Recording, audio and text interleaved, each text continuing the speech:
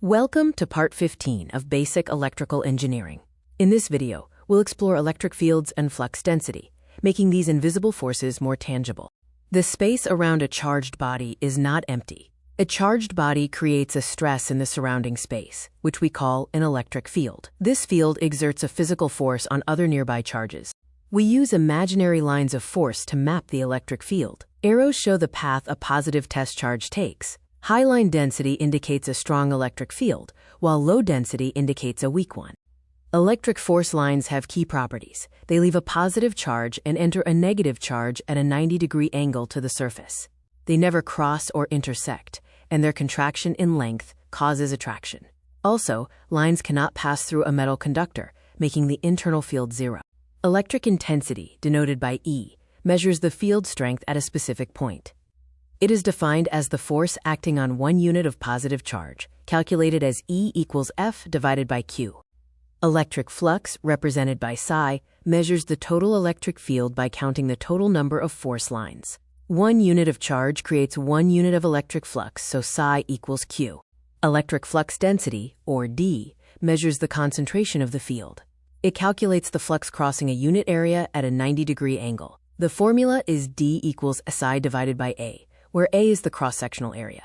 Here is a summary of the metrics for measuring the electric field. Electric intensity measures force at one point, electric flux measures total lines of force, and flux density measures flux packed into a specific area. The material between charges changes the field strength. This resistance to the field is called permittivity, denoted by epsilon. The equation D equals epsilon 0 times epsilon R times E relates flux density, permittivity, and electric intensity. Gauss's theorem states that the total electric flux leaving a closed surface exactly equals the total charge enclosed within it. The shape of the surface and the position of the charge inside do not matter.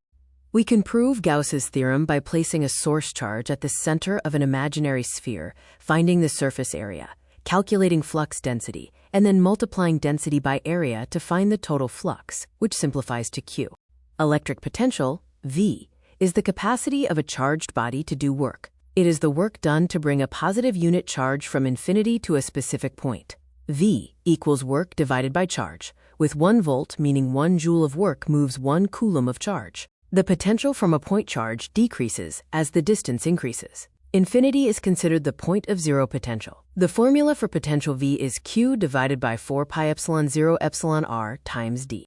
A practical application is equipment shielding. Since electric lines of force cannot pass through a metal conductor, the internal electric field is zero. Engineers use this principle to build Faraday cages, protecting sensitive equipment from external voltage strikes.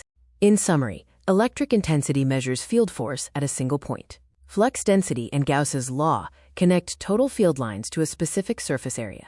Electric potential and shielding highlight how energy moves charges and how metal conductors block fields.